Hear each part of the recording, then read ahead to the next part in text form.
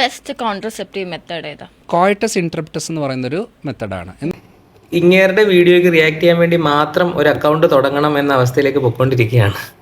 ഈ കോയിറ്റസ് ഇൻട്രപ്റ്റസ്, അതായത് withdrawal method എന്ന് പറഞ്ഞാൽ ഏറ്റവും എളുപ്പത്തിൽ എക്സ്പ്ലെയിൻ ചെയ്താൽ, പുരുഷന്മാർക്ക് സ്ഖലനം സംഭവിക്കുന്നതിന് തൊട്ട് മുമ്പ് യോനിയിൽ നിന്ന് ലിംഗത്തെ പുറത്തേക്ക് എടുക്കുന്ന ഒരു മെത്തേഡാണ് ഈ കോയിറ്റസ് ഇൻട്രപ്റ്റസ്. ഒരു നാച്ചുറൽ മെത്തേഡ് ഓഫ് കോൺട്രസെപ്ഷൻ എന്നുള്ള രീതിയിൽ +2 പഠിച്ചിട്ടുള്ളതാണ്. കോയിറ്റസ് ഇൻട്രപ്റ്റസ് സേഫ് അല്ല, അത് കാരണം പ്രഗ്നൻസി വന്നേക്കാം, അതൊരു not a sure way of contraception എന്നൊക്കെ പറഞ്ഞ്. അപ്പോൾ ഇദ്ദേഹം +2 പോലും പഠിച്ചിട്ടില്ലേ എന്നുള്ളതാണ് എൻ്റെ ഇപ്പോഴത്തെ സംശയം. സാധാരണഗതിയിൽ നമ്മൾ പറയുന്നത് 20 തൊട്ട് 30% വരെ ഫെയിലിയർ റേറ്റ് ഉള്ള ഒരു മെത്തേഡ് ഈ കോയിറ്റസ് ഇൻട്രപ്റ്റസ് എന്ന് പറയുന്നത്. അതിന് പല കാര്യങ്ങളാണ്. ഈ സ്ഖലനം നടക്കുമ്പോൾ സിമൻ വരുന്നതിന് മുമ്പായിട്ട് പ്രീ ഇജാക്കുലേറ്റ് ആയിട്ട് കുറച്ച് ഫ്ലൂയിഡ് പുരുഷൻ്റെ ലിംഗത്തിൽ നിന്ന് വജൈനയിലേക്ക് പോകും. അത് നമ്മുടെ കൗപ്പേഴ്സ് ഗ്ലാൻഡ് എന്നൊക്കെ പറഞ്ഞ ചില ഗ്ലാൻഡ്സ് നമ്മുടെ സിമൻ ഒഴുകി പോകാൻ വേണ്ടി പ്രീ ഇജാക്കുലേറ്റ് ആയിട്ട് കുറച്ച് ഫ്ലൂയിഡ്സ് സെക്രീറ്റ് ചെയ്യും. അതിനകത്തിൽ സ്പേംസ് കാണാനുള്ള സാധ്യത കൂടുതലാണ്. അപ്പോൾ അത് ഓൾറെഡി യോനിയിൽ പോയിട്ട് അത് കാരണം പ്രഗ്നൻസി വരാം.